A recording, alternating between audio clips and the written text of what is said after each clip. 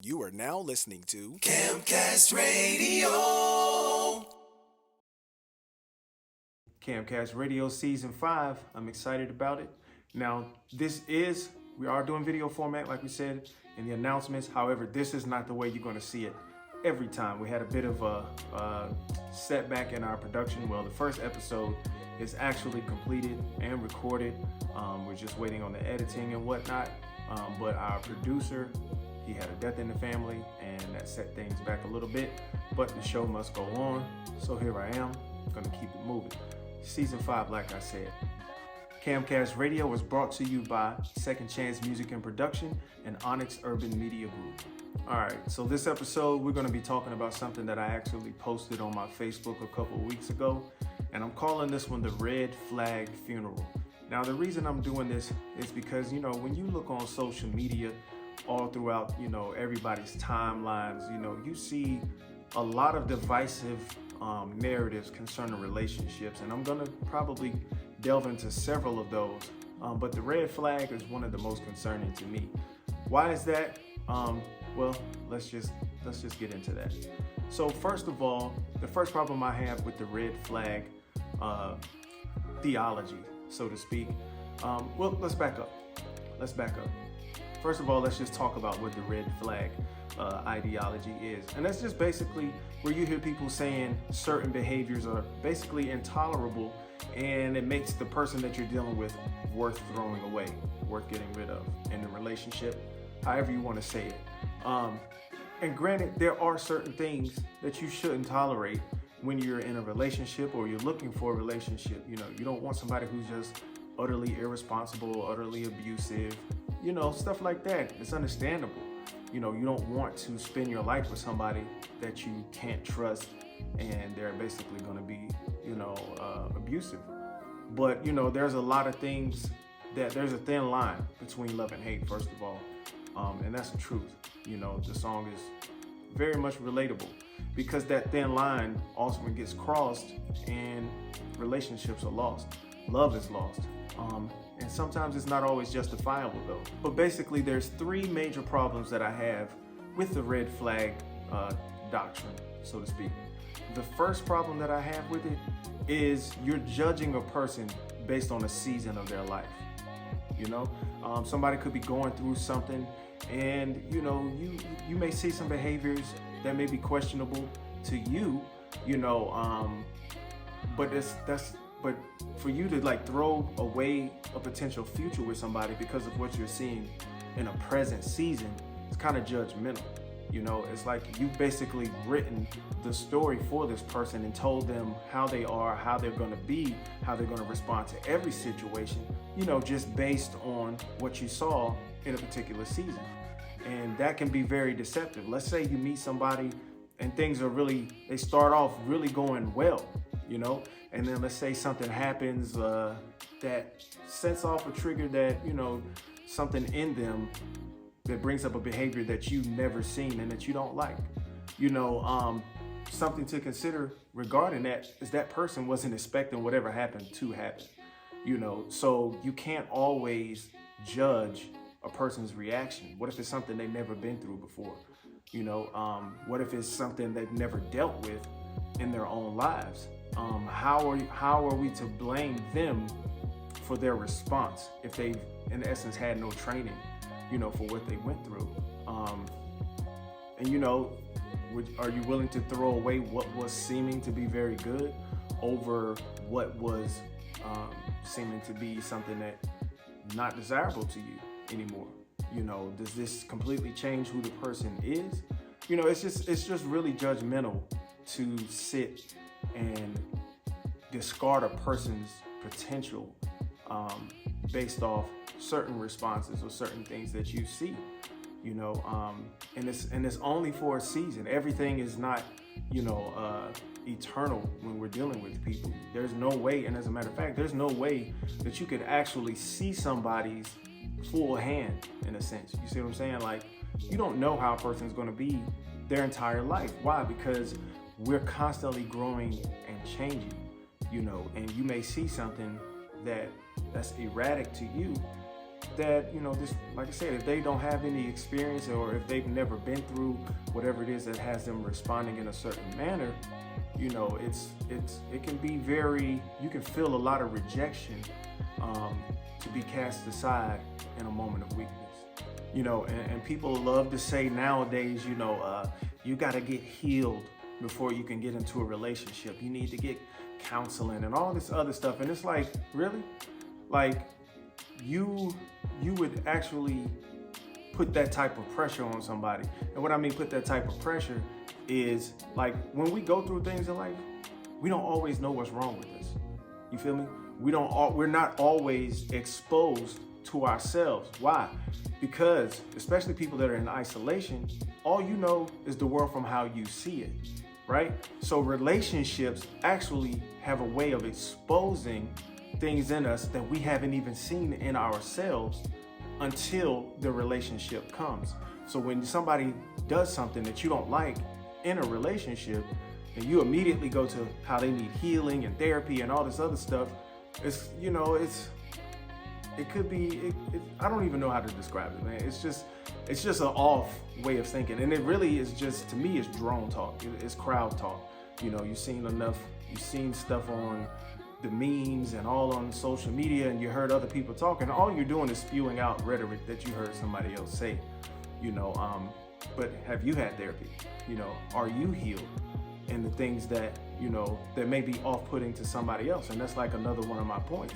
Another reason why I don't think it's, the red flag doctrine is something worth adhering to, because it's also presuming that you're perfect and presuming that you're okay and that your issues are tolerable and this person's is not. You're putting yourself on a scale, basically seeing yourself as better than this person, and a lot of people, they don't like to hear stuff like that, because we all like to think we're okay.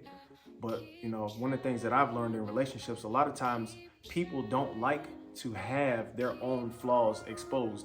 They don't like to also see that they are capable of hurting other people, and when they do, then the first thing they do is they want to throw off on this person's weakness. You shouldn't be so weak. You shouldn't be so sensitive. Like, that's very triggering. That can be very triggering. That can be very arrogant. It's passive aggressive too. Very passive aggressive. You're just gonna, tell something instead of dealing with the fact that you actually hurt this person's feelings, or dealing with the fact that this person feels the way they feel. You just want to tell them you ought not feel this way. But yet you have a right to feel the way you feel. I don't think that's cool at all. And that's, like I said, that's why this red flag stuff to me is garbage. It's a way for people to cop out of actually dealing with other people's emotions. Now, like I said, I'm not talking about extremes. But as I look at, social media, like, people really don't have the emotional fortitude to deal with people anymore. Nothing anybody does is tolerable, and everything that people do, it makes them worth discarding. And that's problematic. It's absolutely problematic, and people can say what they want. It's a huge reason why a lot of people are still single today. And that brings me to my last point, why I don't believe in the red flag doctrine or theory or whatever you want to call it. I don't believe in it simply because it totally disregards pretty much what the definition of love is according to the word. Like, 1 Corinthians 13 talks about love is patient, love is kind, love doesn't brag, love doesn't keep record of wrongdoing, right? It doesn't vaunt itself against others. It hopes all things, it endures all things, it believes all things. And there's more to it. I don't have, my Bible on me right now. But it really, that type of thinking really disregards what the true definition of love is. And therefore people never experience it and they don't believe in it, but it's because they refuse to do what love requires in order for it to be experienced, And we all know the scripture, John 3:16, for God so loved the world that he sent his only begotten son, that whosoever believes in him shall not perish, but have everlasting life. So basically, God sent his son as a sacrifice to die, and he was resurrected. Now, here's the thing, though. It wasn't just in the death and resurrection. It was in the life that he lived while he was here. It was even in the fact that he even came down. Like, he literally stepped out of divinity and eternity in heaven, being perfect, living in a perfect environment, having no want or need, subjected himself to flesh, limited himself to flesh, came down here, tolerated people, dealt with them. And the thing that really got me was his meekness. Meekness is not being timid. Meekness is actually strength under self-control. And if anybody exhibited that, Christ did, because he was all God and all man. He came down here, he dealt with us in a manner that was really amazing when you think about it, because here is God in the flesh with all power, but he did not judge people on earth who did him wrong on a daily basis. Like, I can't imagine being all powerful, in my mind, having all power, someone wronging me and me just tolerating it, me withholding my power, somebody flexing on me, as they say, somebody trying to seem like they're stronger, bigger, badder than me, and I know I got all power, and I'm just gonna overlook it. That's love. Not only that, there's the instance of the woman that was caught in adultery. Like, they literally brought her from the act of what she was doing and threw her at the feet of Jesus. And him being unwilling to even acknowledge what they were trying to do. He really wasn't. The Bible says he looked down and put his finger in the dirt while they was like, "What you gonna do, Jesus?" And he just looked up like, like he was without sin. He who is without sin, let him throw the first stone. That's love. He intentionally overlooked her wrong. And not only that, like, he knew what the law required. That's the thing. The law required that she be stoned. And that's why they brought her. And they really wanted to see if Christ had it in him to do that.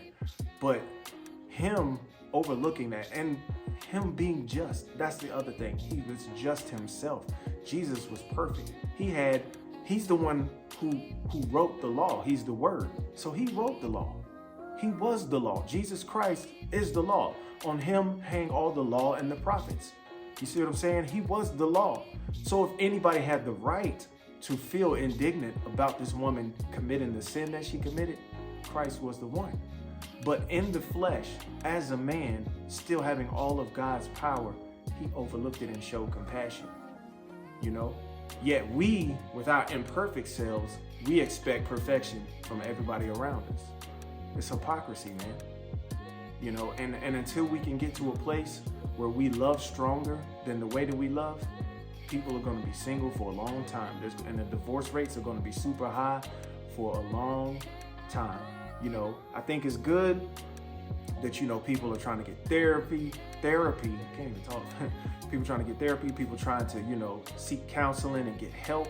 I think it's good that we're becoming more aware of what needs to be done in relationships, to be more accountable regarding how we treat people and the things that we do. But at the same time, we need some of that old school grit that our grandparents and some of our parents had that kept them together in situations that today people would run away from. I know people, in previous, older couples, that previous matters, knowing what they went through, today, these chicks will be gone, or these dudes will be gone.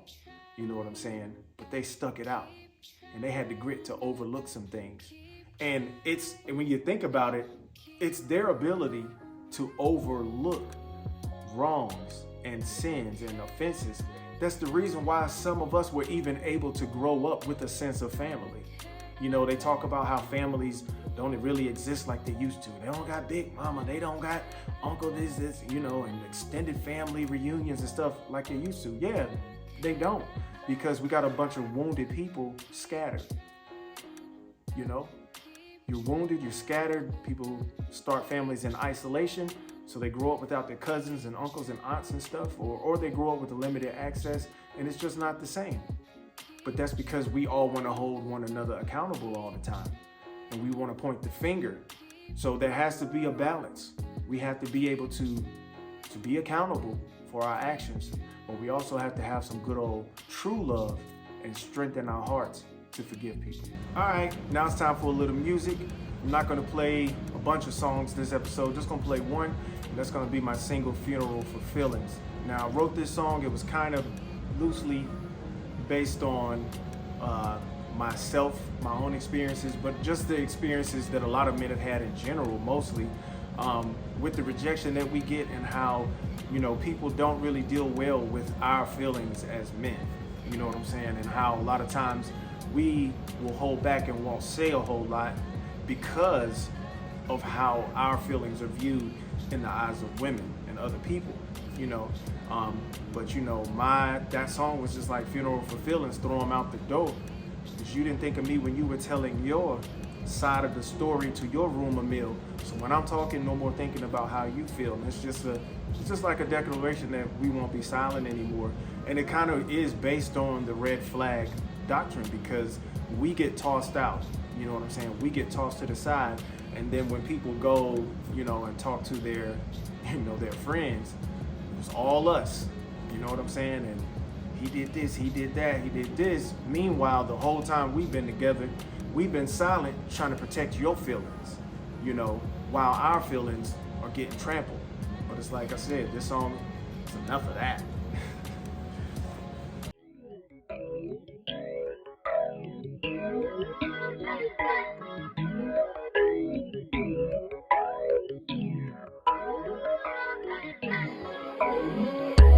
Funeral for feelings, throw them out the door. Cause you didn't think of me when you were telling your side of the story to your rumor mill. So when I'm talking, no more thinking about how you feel. This one's for the men, suppressed because we've always had to hold our feelings in, and told if we express ourselves that we're not masculine, then we're criticized for snapping. What you thought was gonna happen when the monster's in the den, being chained to social norms of what's acceptable to say and do, expected to be quiet while some woman out here playing you, spreading all our business while expecting us to cover them, keep all of her secrets while this chica's out here smothering her circle with her version of the story like it's icing on sour cakes. For our sakes, I'm on this mic and fighting for freedom of expression, but restraint is still required. Can't be using flames to try to put out fires. With silence, you can dead it. Revenge, I'm just gonna let God get it, but I'm not retracting nothing if I said it. Remember, there's two sides to every coin and every story. So when you hear my recollection, don't be coming for me, and I'm telling you. Funeral for feelings, throw them out the door. Cause you didn't think of me when you were telling your side of the story to your rumor mill. So when I'm talking, no more thinking about how you feel. Funeral for feelings, throw them out the door. Cause you didn't think of me when you were telling your side of the story to your rumor mill. So when I'm talking, no more thinking about how you feel. I'm not being petty, Murphy, talking reckless cause you hurt me. Really, you did not deserve me, that's how I feel about it. Not the type for spreading rumors, that's just cancerous like tumors. I'm just telling what the truth was if I be real about it. I'm not pointing one specific situation or relationship out, I'm generalizing the whole experience. Not just speaking for myself, I hope to help somebody else to take their feelings off the shelf and learn how to deal with it. Too often we hush up and get crushed up on the inside. 2/3 of all suicides, and that's worldwide, is how men die. Ask why, not enough have a safe shoulder to rest on. Told far too often how we gotta toughen up and just press on. So inside we stress on till we get sick or get outraged, and it's too late when that cage line you gets ticked off and gets outcaged. Gotta make an about face cause a lot of men are getting frostbite. God please help me to be a ray of sunshine in this dark night. Funeral for feelings, throw them out the door. Cause you didn't think of me when you were telling your side of the story to your rumor mill. So when I'm talking, no more thinking about how you feel. Funeral for feelings, throw them out the door. Cause you didn't think of me when you were telling your side of the story to your rumor mill. So when I'm talking, no more thinking about how you feel.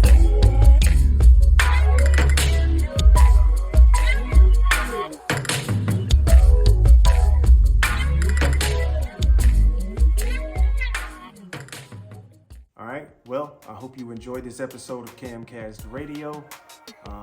Another episode will be out soon. Don't know how it's going to go. where I'm going to be shooting from, what episode is going to be, but it's coming, and it's coming soon. If you'd like to be a guest on this show, please hit me up at clusound@gmail.com. Also, if you have a question that you would like asked or answered on air, well, on the broadcast, just hit me up with that question, same email address, clusound@email.com. Also, if you would like to support this podcast or be a sponsor, you can hit me up at that same email address, or you can send me a cash app, $CLuSound. That's CLEWSOUND. All right, till next time, have a good day.